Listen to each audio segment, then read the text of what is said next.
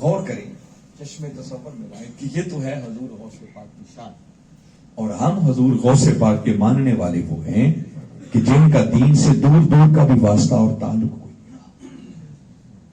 ہم نے کیا سمجھ رکھا ہے کہ بس سال بعد آقا کے میلاد کا جشن کرو، گلیاں اور بازار سجاؤ، بس جلوس نکالو، مٹھائیاں بانٹو، لنگر کھاؤ اور اپنے گھر، اس کے بعد رسول اپنے گھر اور ہم اپنے گھر۔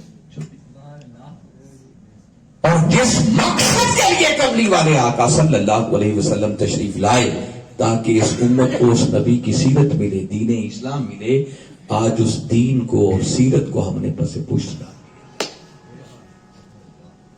میں آپ کو تھوڑی سی ایک فکر دینا چاہ رہا ہوں کہ میں نے بتایا کہ اس کائنات کے اندر کملی والے آقا صلی اللہ علیہ وسلم کی سیرت طیبہ پر مشتمل سب سے بڑی کتاب کا نام قرآن ہے۔ کیا نام ہے؟ قرآن سے بڑھ کر آقا کی سیرت کی کوئی کتاب نہیں، اس کتاب سے بڑھ کر دین کی کوئی کتاب نہیں۔ اور ہم ذرا حضور غوث پاک کے ماننے والے اپنے گریبانوں میں جھانک کر دیکھیں کہ حضور غوث العظم تو وہ ہے نا کہ ایک آیت کی تفسیر شروع کر دیں تو 40 تفسیریں ایک ہی نشست میں بیان کر دیں، پھر خالی کال کی نہیں حال کی طرف آئیں تو امام بھی وجد میں آ کر اپنے کپڑے پھاڑ ڈالیں۔ اور ہم حضور غوث العظم کے چاہنے والوں کی بدقسمتی سے صورتحال یہ ہے کہ وہ قرآن جو آقا کی سیرت طیبہ پر مشتمل سب سے بڑی کتاب ہے، باسیت امت ہم اپنا جائزہ لیں اور گریبانوں میں جھانکیں، ہم میں سے کتنے ہیں جن کو صحیح ڈھنگ کے ساتھ وہ کتاب پڑھنا آتی ہے؟ ہمیں وہ قرآن پڑھنا بھی کوئی نہیں آتا، اس قدر دین سے دور ہیں۔ اور پھر سوچیں جن کو پڑھنا آتا ہے ان میں سے وہ کتنے ہیں کہ جو پڑھیں تو پھر ان کو سمجھ بھی آتی ہے کہ اس قرآن کے اندر لکھا گیا ہے۔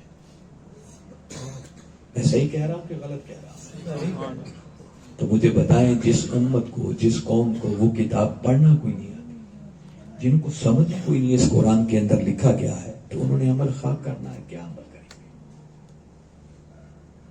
ہم تو مولوی، امام اور خطیب کی بتائی ہوئی چند باتیں یا وراثت میں جو چند مسئلے مل گئے ہیں، بس انہی پر گزارا کر کے وہ جسے کہتے ہیں نا ڈنگ ٹپاؤ، بس زندگی کے دہاڑے پورے کر دیں۔ اس سے بڑھ کر دین سے ہمارا کوئی تعلق، دین پر عمل کرنا تو بڑی دور کی بات ہے۔ میں بتا رہا ہوں کہ دین کا اصل تصور بھی آج ہمارے ذہنوں میں دھندلاتا چلا جا رہا ہے، وہ تصور ہی سارا گڑبڑ ہو۔ ہم نے سمجھ رکھا ہے کہ دین صرف مسجد کی چار دیواری کے اندر ہوتا ہے، اس سے باہر کوئی شے نہیں ہے۔ ہم نے اس دین کا حلیہ بگاڑ دیا، اور جس کو ہم دین سمجھے بیٹھے ہیں اس پر بھی ہم سے عمل کوئی نہیں ہوتا۔ ناراض نہیں ہونا میری باتوں سے، روٹین کی تقریریں جلسے آپ سنتے رہتے ہیں، مگر میری ان چند باتوں کو بڑی توجہ سے سنیں۔ میں چاہتا ہوں کہ کوئی ایسی بات ہو جو ہم سب کے سنورنے کا سبب بنے۔ آپ اندازہ کریں کیا ایسا نہیں ہوتا کہ ہم ساری رات میلاد کے جلسے کرتے ہیں اور صبح اٹھ کر فجر کی نماز بھی کوئی نہیں پڑھتے؟ حضور غوث پاک نے تو ایسا کبھی نہیں کیا۔ تو جس آمد پر آپ میلاد کے جلسے ساری رات کرتے ہیں، ساری رات بیٹھ کے نعتیں پڑھتے ہیں، وہ میلاد تو ہوا ہی اس لیے کہ اس امت کو اس نبی کی سیرت ملے، اور وہ سیرت ہمارا دین بنے، اور اس دین کی کلمہ پڑھ لینے کے بعد پہلی بنیاد، پہلا پلر، پہلا ستون، اس کا نام نماز ہے۔ اور ہم وہ نماز ہی نہ پڑھیں تو مجھے بتائیں دین سے کیا تعلق ہمارا رہے گا؟ میرے آقا نے فرمایا بنی الاسلام علی خمس، اسلام کی بنیاد 5 چیزوں پر ہے۔ سب سے پہلے نمبر پر ہے توحید و رسالت کی گواہی دے، اسی کو دوسرے لفظوں میں ہم ایمان کہتے ہیں۔ ہم مسلمانوں کے گھر پیدا ہو گئے اور یہ ایمان کی دولت ہمیں مفت میں وراثت میں مل گئی، اس پر ہمارا کوئی زور، اس پر ہمیں کوئی محنت نہیں کرنا پڑی۔ اس کے بعد پریکٹیکلی کرنے والے کل 4 کام ہیں جن کو کملی والے آقا صلی اللہ علیہ وسلم نے دین کی، اسلام کی بنیادیں قرار دیا، اور اس میں پہلے نمبر پر ہے نماز کا قائم کرنا۔ اور میں نے بتایا کہ ہم ذرا بحثیت امت اپنا جائزہ لے لیں کہ ہم میں سے کتنے ہوں گے جو باقاعدگی کے ساتھ 5 وقت کی نماز ادا کرتے ہیں۔ اور حضور غوث العظم میں نے بتایا محی الدین، انہوں نے دین کو سیکھا، پھر ساری زندگی اس دین پر عمل کیا۔ قمری والے آقا کی سیرت طیبہ کے رنگ میں خود کو رنگا، اس لیے وہ اتنے بڑے اللہ کے محبوب بنے کہ اب کوئی اللہ کا محبوب بن ہی نہیں سکتا جب تک کہ پہلے آپ اس پر مہر تصدیق سب۔ جب بھی کوئی دنیا ولایت میں کسی درجے پر کسی کو فائز کرنا ہوتا ہے نا، اور اس کی درخواست اپلیکیشن قمری والے آقا صلی اللہ علیہ وسلم کی بارگاہ اقدس پہ جاتی ہے تو آقا وہ سیدھی اس کی درخواست حضور غوث پاک کی بارگاہ میں سینڈ کرتے ہیں اور فرماتے ہیں وہ میرا بیٹا ہے، جس مقام پر مناسب سمجھے گا اسے فائز کر۔ وہ کیسے بنے؟ دین سیکھا، اس دین پر عمل کیا۔ اور میں بتا رہا ہوں کہ ہم ان کے ماننے والے اندازہ کر لیں، پہلا پلر، پہلی بنیاد کلمہ پڑھ لینے کے بعد نماز ہے، وہ نماز پڑھنے کی فرصت ہی نہیں، وہ نماز جس کے لیے باری تعالیٰ نے کتنی کثرت کے ساتھ قرآن کے اندر نماز کی تاکید کو بیان، بار بار اقیم الصلاۃ الفاظ بدل بدل کر مختلف پیرائے میں اس نماز کی تاکید اور اہمیت کو اجاگر کیا۔ وہ نماز جس کے لیے آقا فرمائیں الصلاۃ معراج المومنین، نماز مومنوں کی معراج ہے۔ وہ نماز جس کے لیے آقا فرمائیں کہ نماز میری آنکھوں کی ٹھنڈک ہے۔ وہ نماز جس کے لیے آقا فرمائیں کہ ایک مومن اور کافر کے درمیان فرق کرنے والی کوئی چیز ہے تو وہ یہی نماز ہے۔ تو غوث پاک سے کیا محبت کی، آقا سے کیا محبت کی اگر ہم نے ان کے نقش قدم پر چلنا ہی نہیں۔ یہ سب حلق سے اوپر والی باتیں ہیں جو ہم کرتے ہیں۔ جو میلاد ہم مناتے ہیں نا، واللہ یہ میں بتا رہا ہوں ادھورا میلاد ہے، یہ پورا میلاد نہیں ہے۔ میلاد پورا تب ہوگا کہ آقا کی آمد کے جشن بھی کریں، گلیاں بازار بھی سجائیں، جلوس بھی نکالیں، مٹھائیاں بھی بانٹیں، نعتیں بھی پڑھیں، مگر اس آمد کے نتیجے میں جو آقا دین لے کر آئے، سیرت طیبہ لے کر آئے، اس دین کے رنگ میں خود کو رنگ کر اپنی دنیا بھی سنواریں اور اپنی پھر جا کر میلاد پھر اس کے بعد دوسرا پلر اس کو زکوٰۃ کہتے ہیں۔ ذرا ہم بیٹھے ہوئے لوگ اپنے حالات کا جائزہ لیں، ہم میں سے کتنے ہیں کہ جن کو اللہ نے اگر مال دیا ہے تو سال کے بعد باقاعدہ حساب کر کے وہ اپنے مال کی زکوٰۃ دیتے ہیں؟ تو دیتا ہی کوئی نہیں۔ سب سے زیادہ نگلیکٹ ہونے والا اگر کوئی دین کا رکن ہے تو یہی زکوٰۃ ہے۔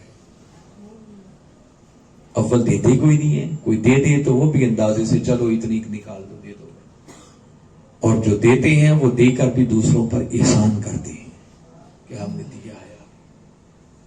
ایسا ہے یا نہیں؟ یہ ہے ہمارا دین سے تعلق۔ رمضان کا مہینہ آ جائے تو جائزہ لے لیں، کتنے ہیں ہم کلمہ پڑھنے والے جو پورے ذوق و شوق کے ساتھ رمضان کے روزے رکھتے ہیں۔ اور اگر انالیسس کریں نا تو ہو سکتا ہے کو پڑھے لکھے جہاں شعور ہو کو لوگ زیادہ رکھ لیں گے، ورنہ ایسی آبادیاں، ایسے علاقے میں نے دیکھے ہیں کہ مجھے رمضان میں وہاں جانے کا موقع ملا، دن کے وقت ہی کوئی اس طرح کی گلخانی کرے تو مجھے وہ بتانے لگے کہ علامہ صاحب اس گاؤں کے اندر 5% لوگ بھی نہیں ہیں جو صحیح معنوں میں روزہ رکھتے ہیں۔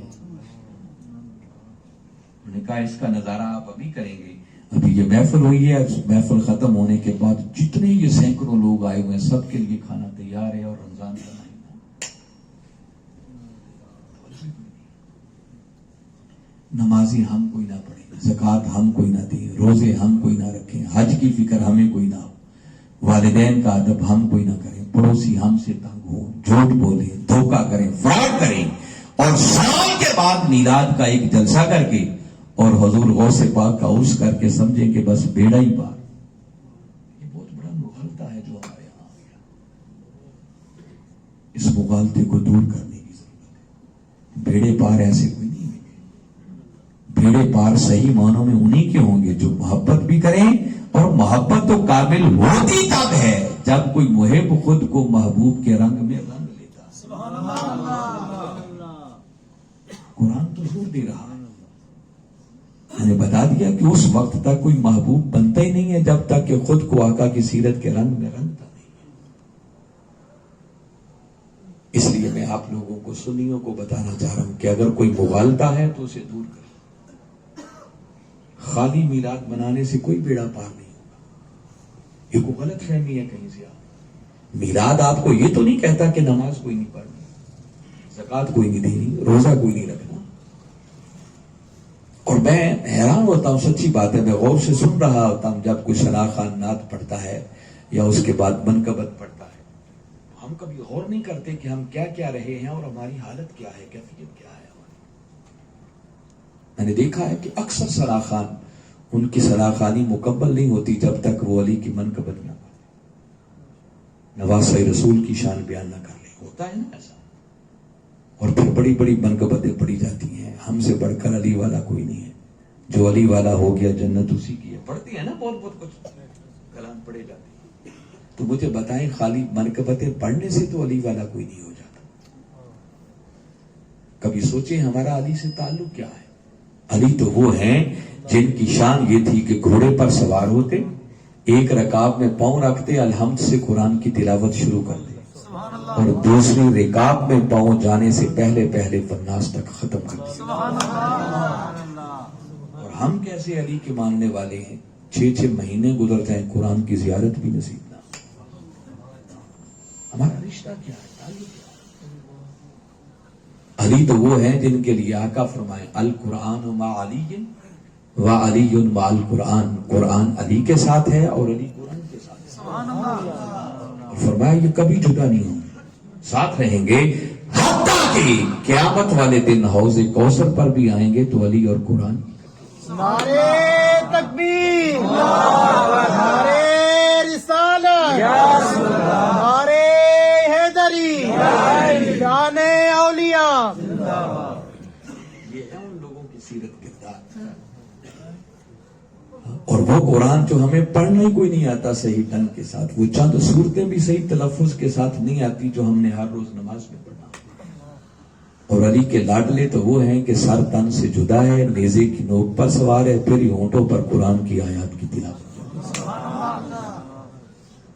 تو خالی منقبتیں پڑھ کے تو حسین والا کوئی نہیں ہو جاتا نا بابا. کوئی تو رمق اپنے اندر ان والی پیدا کرو نا, کچھ تو ان کے نقشے قدم پر چلو. حسین تو وہ ہے جس نے تیروں, تلواروں اور نیزوں کے سائے میں اپنا آخری سجدہ بھی قضا نہیں ہونے دیا. اور ہم کیسے حسین کے عقیدت مند ہیں جن کو نماز پڑھنے کی کبھی فرصت ہی نہیں. ذرا جائزہ لے لیں, ہم میں سے کتنے ہوں گے جو عشاء کی نماز پڑھ کے بیٹھے. جلسہ ہے, دینی جلسہ ہے, دین سے تعلق رکھنے والے زیادہ بیٹھے ہیں, پڑھ کے آئے ہوں گے, مگر جائزہ لے لیں کہ کتنے لوگ پڑھ کے آتے ہیں. اور پھر ساری رات ہم جلسے کرتے ہیں, صبح فجر کی نماز بھی. تقریر تو جتنی لمبی میں کرنا چاہوں وہ ہوتی چلی جائے گی. بس میں جس بات کی طرف آپ کو متوجہ کرنا چاہ رہا ہوں کہ لوگوں, اگر صحیح معنوں میں آقا سے سچی اور سچی محبت کے دعوے دار ہیں تو پہلے آقا کے لائے ہوئے دین کو سیکھو. عمل تو تب کرو گے نا جب پتا ہوگا کہ لکھا کیا ہے. کم از کم ہر روز بلا ناغہ فجر کی نماز کے بعد پہلا کام قرآن پاک کی تلاوت ہونا چاہیے. اس قرآن سے بڑھ کر کوئی دین کی کتاب نہیں ہے, کوئی آقا کی سیرت پر مشتمل. اس سے بڑی بدقسمتی کیا ہوگی کہ بندے کا آخری وقت آ جائے اور اسے سمجھ ہی نہ آئے اس قرآن کے اندر لکھا گیا ہے.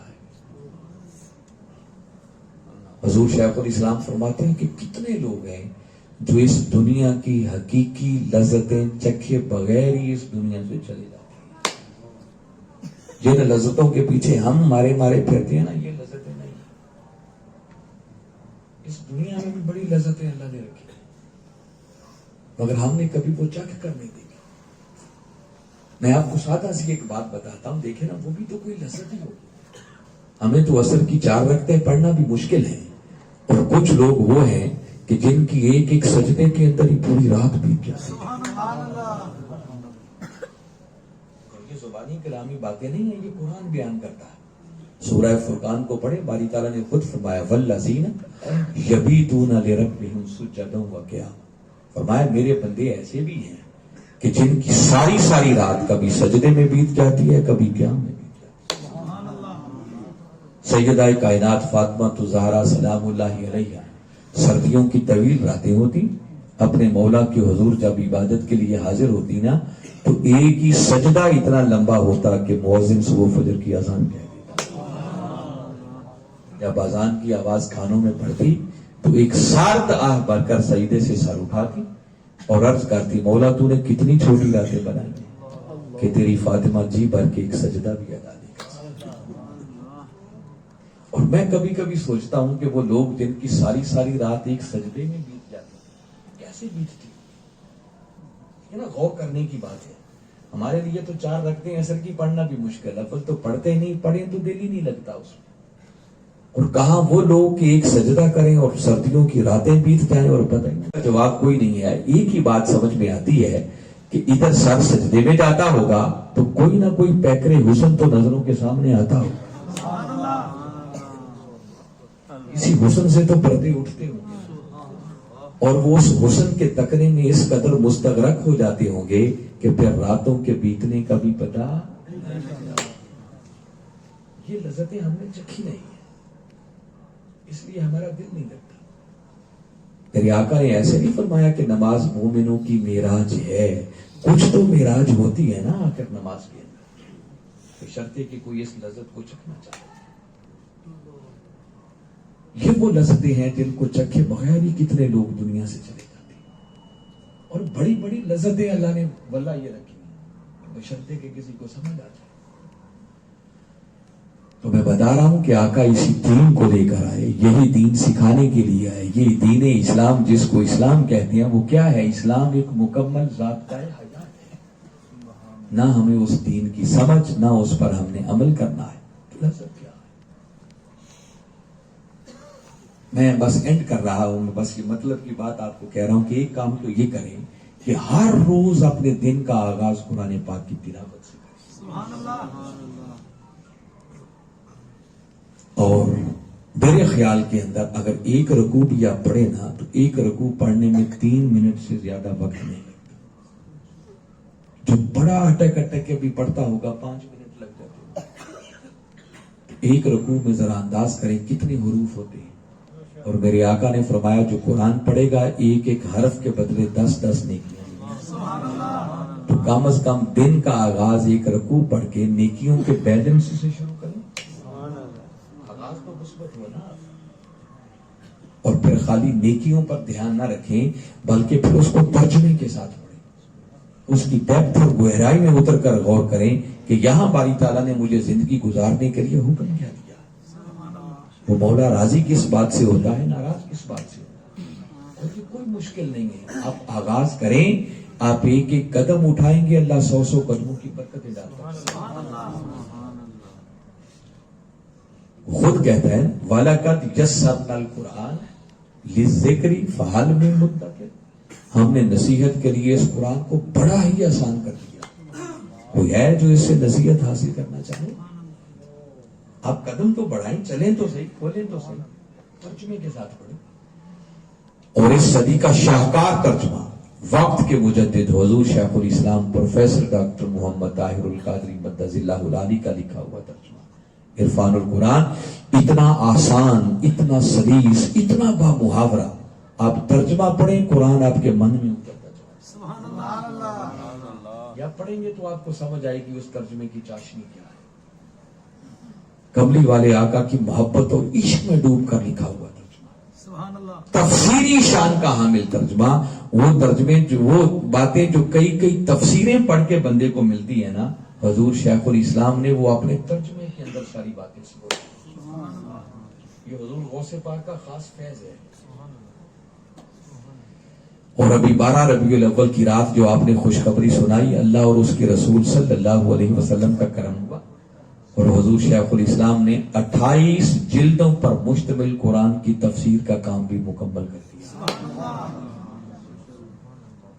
کہاں ہم نالائق لوگ ہیں کہ ہمیں پڑھنا بھی کوئی نہیں آتا، اور کہاں اللہ کا ایک بندہ ہے جس نے 2 تفسیریں، اندازہ ہے ایسٹیمیٹ کہ جو مفصل تفسیر ہے وہ 20 جلدوں کی بنے گی، جو مختصر ایک لکھی ہے اس کی 8 جلدیں بنیں گی، اور ابھی آپ نے نظر ثانی شروع کی ہے، تو وہ تو پھر علم کے سمندر موجزن ہے۔ اور میں سوچتا ہوں جب تک اس نے چھپ کے آنا ہے نا، 20 والی 30 جلدیں بن جائیں گی، 8 والی 15 میں پہنچ جائیں گی۔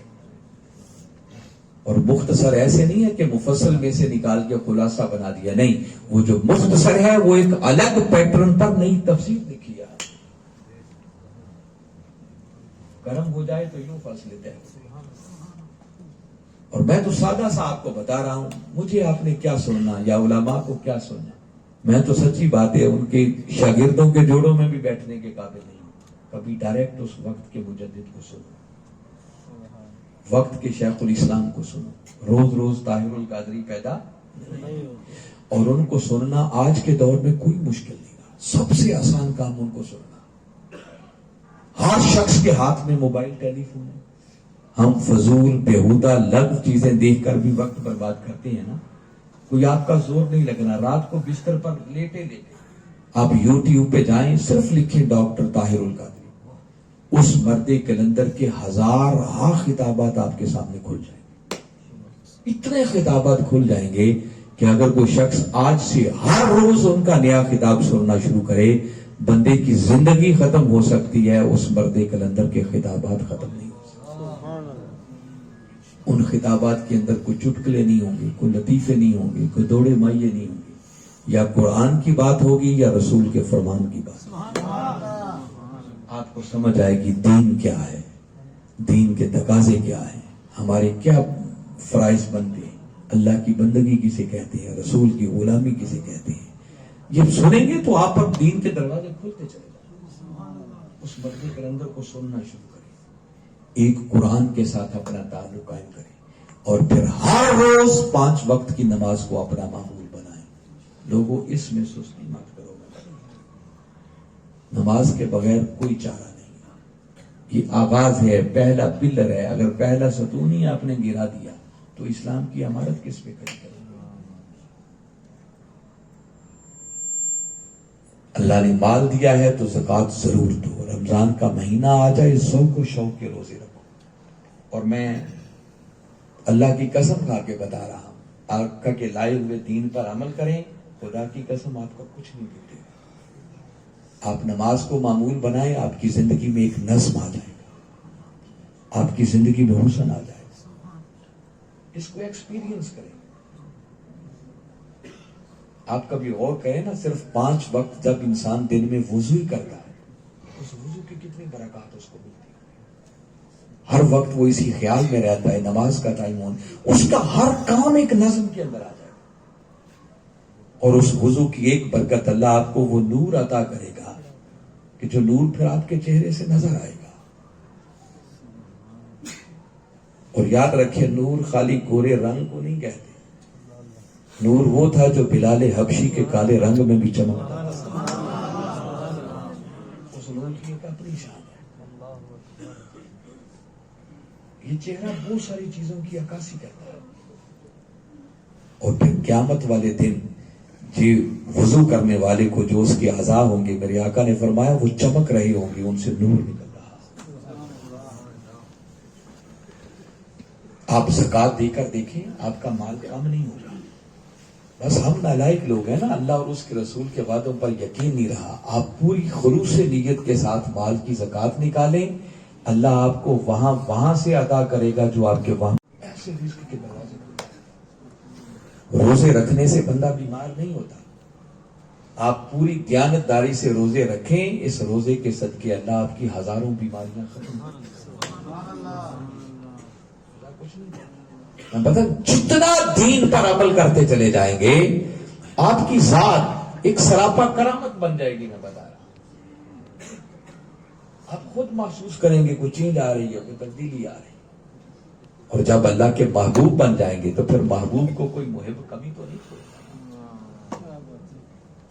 اور محب بھی کون ہو، پھر خالق محب بن جائے، جو ساری کائنات کا خالق اور مالک ہے، اور محب کا جو کچھ ہوتا ہے وہ سارا ہی محبوب کا ہوتا ہے۔ سبحان اللہ، وہ کیا ہوتا ہے، وہ سارا ہی پھر جو اس کے محبوب بن جاتے ہیں نا وہ پھر تصرف کرتے ہیں چونکہ وہ مالک بن جاتے ہیں. اور اعلیٰ حضرت نے زور دے کر بات کی ہے نا, وہ کہتے ہیں میں تو مالک ہی کہوں گا. انہوں نے ہی کہہ کے بڑا زور دیا اس بات پر. آقا کی شان بیان کرتے ہوئے کیا کہتے ہیں, میں تو مالک ہی کہوں گا کہ وہ مالک کے حبیب کہ محبوب و محب میں نہیں میرا. محب اور محبوب کی کوئی چیز پھر بانٹی ہوئی نہیں ہوتی. پھر محب کا جو کچھ ہوتا ہے وہ سارا کچھ محبوب کا ہوتا ہے. پھر محبوب جو چاہے, کہنا تو بڑی دور کی بات ہے, بس جو چاہتا ہے ابھی اس کی خواہش الفاظ بن کر لبوں تک نہیں آتی کہ خدا اس سے پہلے اس کی دل کی بات کو پورا کرے.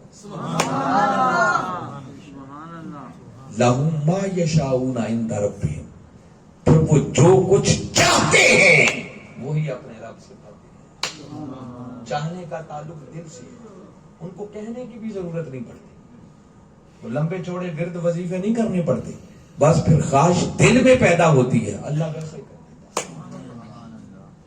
تاہم میں نے بتایا باتیں تو جتنی چاہیں کرتے چلے جائیں, میں آپ کو صرف ایک ہی گزارش کر رہا ہوں, کیا ہو اگر اپنی دنیا اور آخرت کو سنوارنا چاہتی ہو تو کملی والے آقا کی ذات اقدس کے ساتھ محبت, عشق اور عادت والا رشتہ قائم کرو, اور آپ کی سیرت طیبہ کے ساتھ عمل والا تعلق قائم کرو. جو جتنا ایمان کے بعد آقا کی سیرت کے رنگ میں خود کو رنگتا چلا جائے گا, بس وہ اتنا ہی خدا کا محبوب بنتا چلا جائے گا. اور حضور غوث الاعظم شیخ عبد القادر جیلانی رضی اللہ تعالیٰ عنہ نے یہی کیا, اپنی پوری زندگی کو آقا کے لائے ہوئے دین کے رنگ میں رنگ دیا. بس وہ رنگنا تھا کہ اس لیے کہتے ہیں محی الدین, اپنے دین کو زندہ کر دیا. عمل سے بھی کیا, علم سے بھی کیا, دونوں دیتے تھے. اور علم فائدہ تبھی دیتا ہے جب عمل شروع ہو جائے. آؤ اسی راستے پر چلیں, یہی قرآن کا فرمان ہے, یہی رسول کا فرمان ہے, اور یہی کام حضور غوث الاعظم نے کر دکھایا. اگر ہم عمل والا تعلق قائم نہ کر سکے تو یاد رکھیں پھر بہت خسارے میں. اللہ نے ایک چیز تو ہمیں نعمت کے طور پر دے دی نا, ہمیں میلاد بنانے والوں کے گھر پیدا کر دیا, محبت والوں کے گھر پیدا کر دیا. یہ دولت ہمیں مفت میں مل گئی, اس پر تو زندگی بھر بھی شکر ادا کرتے رہیں تو کم ہے. اب ضرورت صرف اتنی سی ہے کہ یہ ایمان, محبت, ادب, عشق ہے, اب بس آقا کے لائے ہوئے دین اور آپ کی سیرت کے رنگ میں خود کو رنگنے کی کوشش کرو. بس آخری جملہ کہہ رہا ہوں کہ کم از کم ہم میں سے ہر شخص کو آقا کی سیرت کے رنگ میں رنگ کر اتنا تو سنور جانا چاہیے کہ جو دیکھے بے ساختہ اس کی زبان سے نکلے کہ جس نبی کے غلام اتنے اچھے ہیں وہ نبی خود کتنی شاندار.